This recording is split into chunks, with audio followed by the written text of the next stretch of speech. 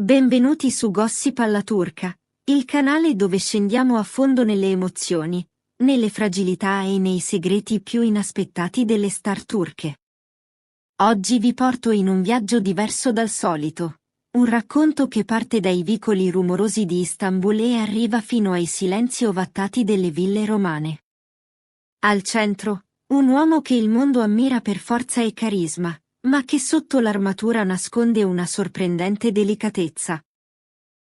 Sto parlando di Can Yaman, l'attore che sta per dare un nuovo volto al leggendario Sandokan, ma soprattutto un uomo che nell'ultima intervista ha lasciato tutti senza fiato con una frase che ha scosso il pubblico.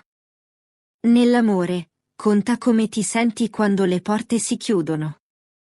Una frase semplice, eppure rivelatrice. Cosa voleva dire? Perché l'ha detta ora? E soprattutto, a chi era davvero rivolta?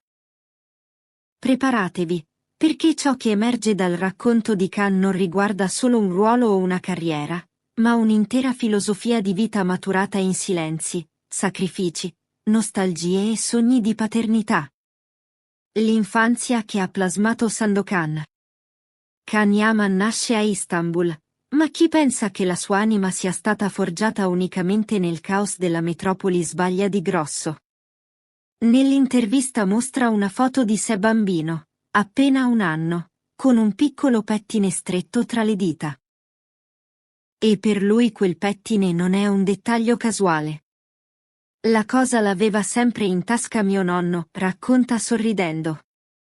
Quando piangevo, me lo dava. E magicamente mi calmavo. Una scena tenera, che spiega molto più di 1000 parole. È come se la sua parte più gentile fosse nata lì, in quel rituale semplice tra un bambino e un nonno. I fan, naturalmente, sono impazziti. Non è solo bello, è un'anima buona, si vede.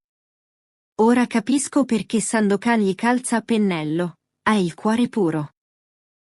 E come dare loro torto?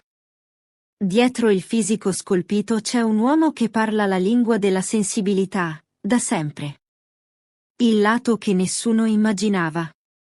In molti continuano a vederlo come il maschio dominante, l'eroe impetuoso, l'uomo che conquista senza sforzo. Ma quando parla di sé, Khan smonta tutto con una disarmante sincerità. Non devo dimostrare nulla. Non mi interessa la competizione. Preferisco la calma, la gentilezza. Ed è qui che il pubblico resta disorientato. Perché Sandokan, l'eroe esotico, feroce, vendicativo, questa volta avrà un'anima diversa, quella di un uomo che non ha bisogno di urlare per essere forte. Come scrivono i fan. Ha tolto la maschera del macho. Che respiro di sincerità. Più lo ascolto, più capisco che è l'opposto del cliché. La confessione che non ti aspetti. La fama porta luci, applausi, milioni di follower. Ma Khan sorprende tutti dichiarando: la solitudine è un premio. E lo dice con una calma che spiazza. Non è tristezza, non è isolamento. È un equilibrio costruito con fatica, un modo per proteggersi dalle tensioni di una vita mediatica che non lascia tregua. Un fan commenta: può scegliere la solitudine, ma non ci fa mai sentire soli. Per questo lo amiamo. E in fondo è vero, più Khan parla di distanza, più il pubblico gli si avvicina. Se puoi ridere per 3 mesi rinchiuso con una persona, allora è quella giusta. Ed eccoci alla frase che ha fatto esplodere internet. Can Yaman, oggi 36enne, con la voce più calma che mai, spiega la sua visione dell'amore. La verità la scopri a porte chiuse.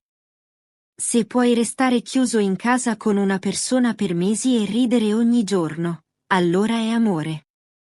Una definizione che non parla di glamour, di viaggi, di paparazzi, di baci in pubblico. Parla di quotidianità. Di complicità. Di casa. E i social si incendiano. Ha parlato con il cuore, mi sono sciolta. Questo è amore vero, non quello delle riviste. Molti hanno collegato queste parole a una sua ex, soprattutto a Sara. Ma in realtà, l'analisi rivela qualcosa di più ampio, quasi universale. Khan non stava ricordando una persona, ma descrivendo una maturità raggiunta. Descrive l'idea di un legame che sopravvive al caos, alla distanza, alla vita di un attore che vive tra due paesi. Nessuna frecciatina. Nessun nome nascosto. Solo verità. La domanda che gli tormenta il cuore. Poi arriva un'altra confessione, quella più tenera e intima. Penso spesso a come sarebbe avere un figlio. Ma la frase che segue lascia un'ombra di malinconia. Se due persone vivono in città diverse, dove crescerebbe quel bambino? Che lingua parlerebbe? Non è una semplice riflessione. È un uomo che sente il peso dei compromessi, della distanza, degli impegni. Un uomo che sogna, ma che sa perfettamente quanto sia complicato costruire una famiglia nel suo mondo. I commenti dei fan non si fanno attendere. Sarebbe un padre meraviglioso. Lo vedo già con un bambino tra le braccia. Il destino ha scelto per lui. Khan confessa di aver voluto fare il calciatore. Ma lo dice con una sincerità che colpisce. Il mio corpo non regge. Se avessi insistito, sarei finito in qualche lega minore. Questa autoconsapevolezza è uno dei motivi per cui il pubblico lo ama. Rinuncia, cambia strada, studia, lavora. E diventa una star mondiale. Se avesse giocato a calcio, non l'avremmo conosciuto. Meglio così, scrivono i fan. Ovunque vada, scatena il caos. Dagli aeroporti agli hotel, dalle strade di Roma ai quartieri di Istanbul, Khan genera folle ovunque. In aeroporto sembrava un concerto. Questo uomo è un evento vivente. Eppure, nonostante la fama, quando parla di bellezza dice una cosa che non ti aspetti. La bellezza parte dal carattere. Il resto è solo superficie. Ancora una volta, sorprende. E conquista. Un volto sereno in un mondo frenetico. Durante le riprese dell'intervista a Roma, raccontano che fosse tranquillo, quasi zen. Rispondeva con calma, come chi ha fatto pace con se stesso. Guardarlo parlare dà serenità. È autentico. E forse è questa autenticità che farà brillare il suo Sandokan più di qualunque muscolo o stunt spettacolare. L'uomo, il personaggio, la serenità ritrovata. Il nuovo Sandokan non sarà solo un guerriero.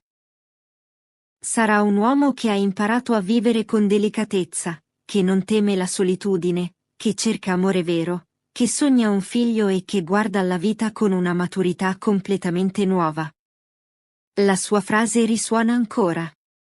Se puoi ridere con qualcuno tra quattro mura, allora hai trovato la persona giusta. E forse, ascoltando il suo tono, capiamo che non è solo un pensiero. È un desiderio. È un bisogno. È un messaggio a qualcuno, o forse a se stesso. E adesso tocca a voi. Secondo voi? Quella frase sull'amore era davvero universale o c'era una persona ben precisa nei suoi pensieri? Scrivetelo nei commenti. Ci vediamo nel prossimo video di Gossip alla turca.